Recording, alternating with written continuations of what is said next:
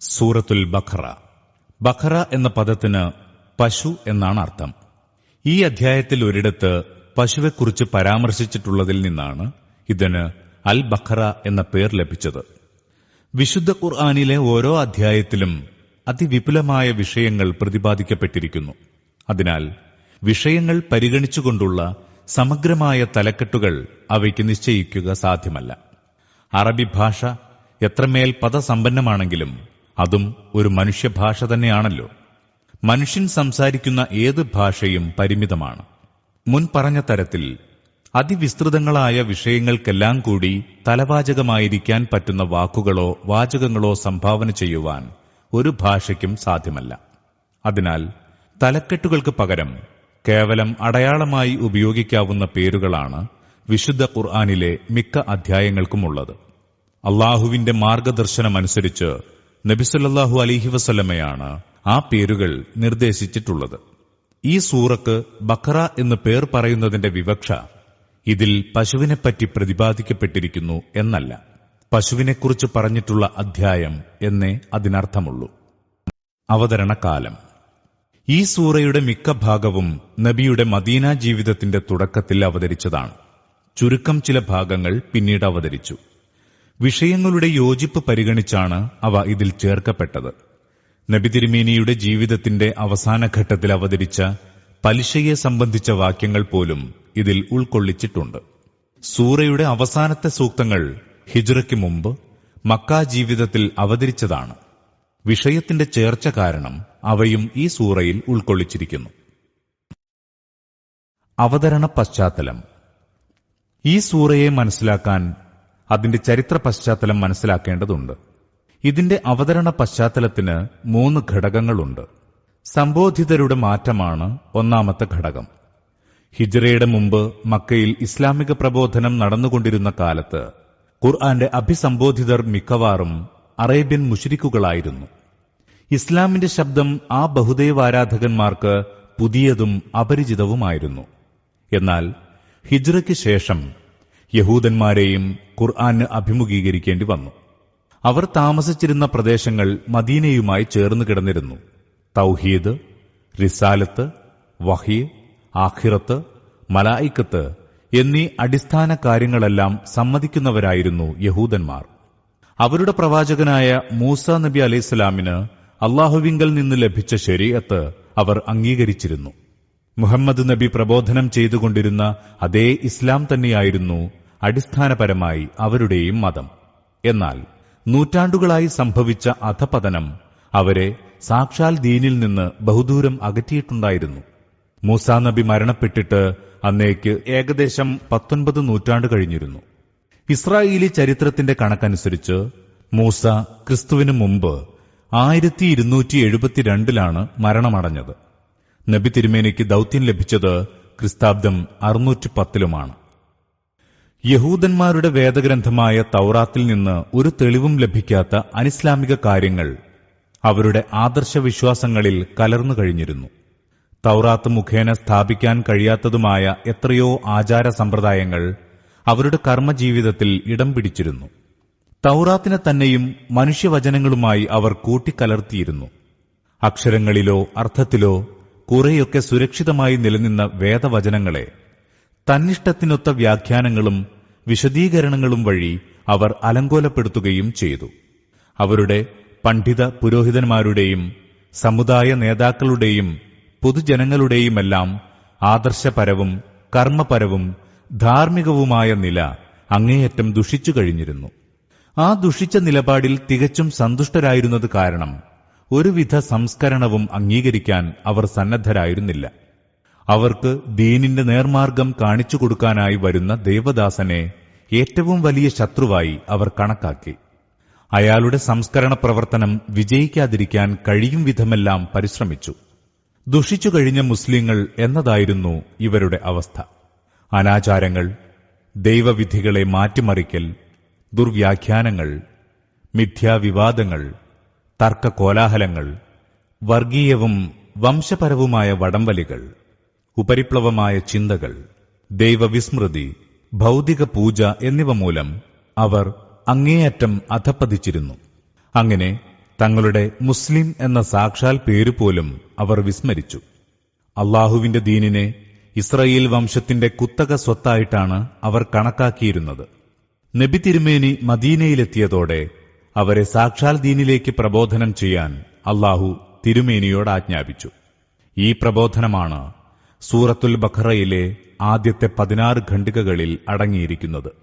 യഹൂദികളുടെ ചരിത്രവും അവരുടെ ധാർമ്മികവും മതപരവുമായ അവസ്ഥയും അതിൽ ശക്തിയുക്തം വിമർശിക്കപ്പെട്ടിട്ടുണ്ട്.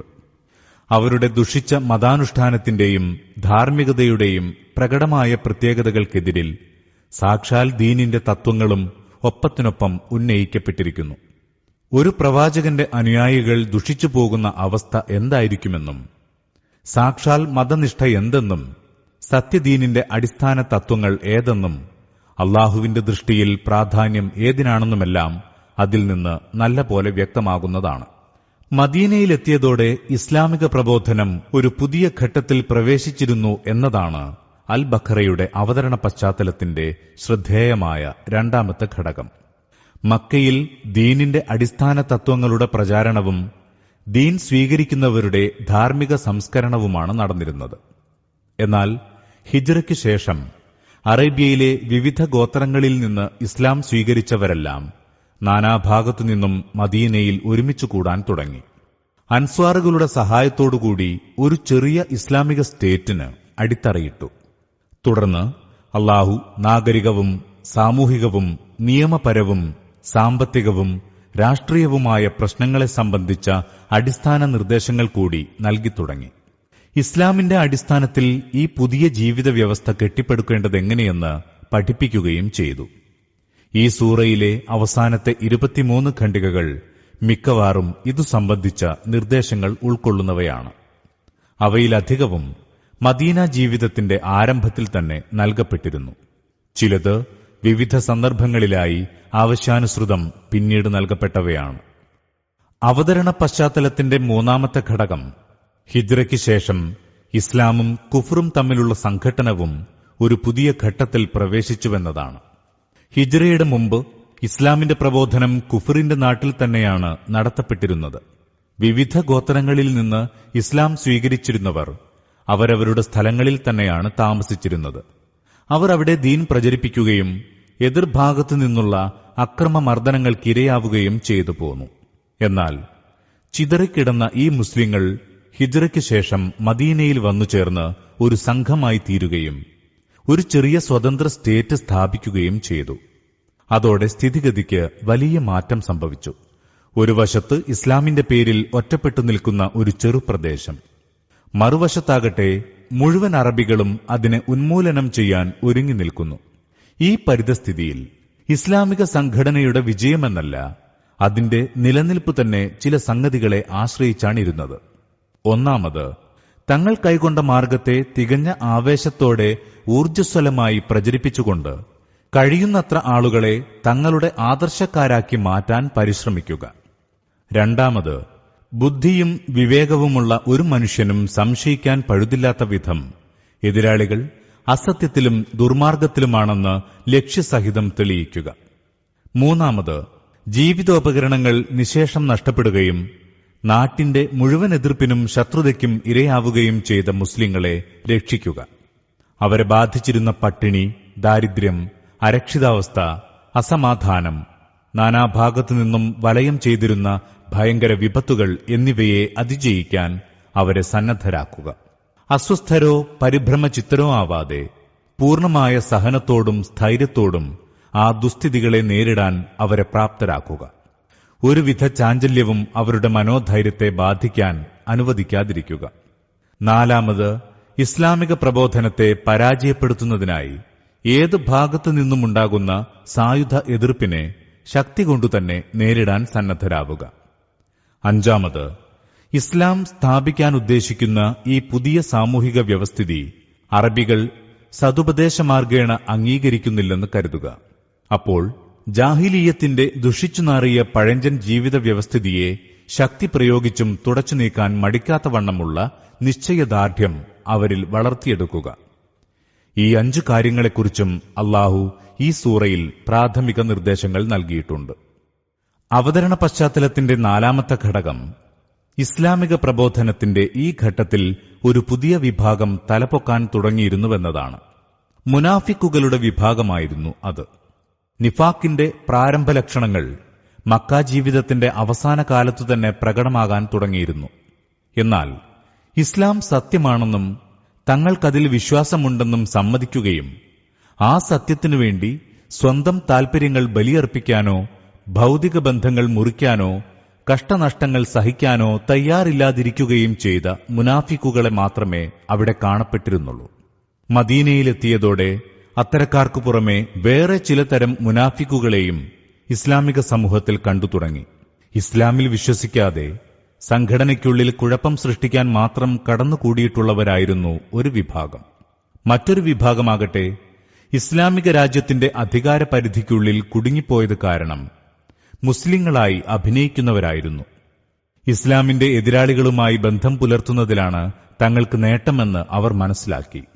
അങ്ങനെ രണ്ട് ഭാഗത്തുമുള്ള നന്മകൾ ആസ്വദിക്കുന്നതോടൊപ്പം ഇരുഭാഗത്തിന്റെയും ആപത്തുകളിൽ നിന്ന് രക്ഷപ്പെടുകയും ചെയ്യാമെന്നവർ വിചാരിച്ചു.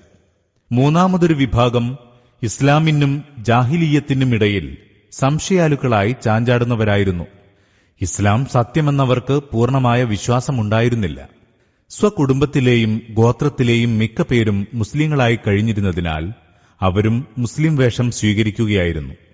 4ാമത്തെ വിഭാഗം സത്യദീനെന്ന നിലയ്ക്ക് ഇസ്ലാമിനെ സമ്മതിക്കുന്നവരെങ്കിലും അനിസ്ലാമികമായ ആചാര സമ്പ്രദായങ്ങളും ദുർനടപടികളും അന്ധവിശ്വാസപരമായ ഊഹാപോഹങ്ങളും വിടാത്തവരായിരുന്നു. ഇസ്ലാമിന്റെ ധാർമ്മിക സദാചാര നിബന്ധനകൾ കൈക്കൊള്ളാനോ ആദർശപരമായ ഉത്തരവാദിത്തങ്ങൾ ഏറ്റെടുക്കാനോ അവർ തയ്യാറായിരുന്നില്ല. സൂറത്തുൽ ബഖറയുടെ അവതരണഘട്ടത്തിൽ ഈ വിവിധ തരം മുനാഫിക്കുകൾ പ്രത്യക്ഷപ്പെട്ടു തുടങ്ങിയതേ ഉണ്ടായിരുന്നുള്ളൂ. അതിനാൽ അവരെ സംബന്ധിച്ച് പൊതുവായ ചില സൂചനകൾ മാത്രമാണ് ഇതിൽ അല്ലാഹു നൽകിയിട്ടുള്ളത്. പിന്നീട് അവരുടെ സ്വഭാവങ്ങളും നീക്കങ്ങളും കൂടുതൽ പ്രത്യക്ഷപ്പെട്ടുകൊണ്ടിരുന്നു. ശേഷമുള്ള അധ്യായങ്ങളിൽ ഓരോ തരം മുനാഫിക്കുകളെ സംബന്ധിച്ചുമുള്ള പ്രത്യേക നിർദ്ദേശങ്ങൾ വിശദമായി തന്നെ നൽകിയിട്ടുണ്ട്.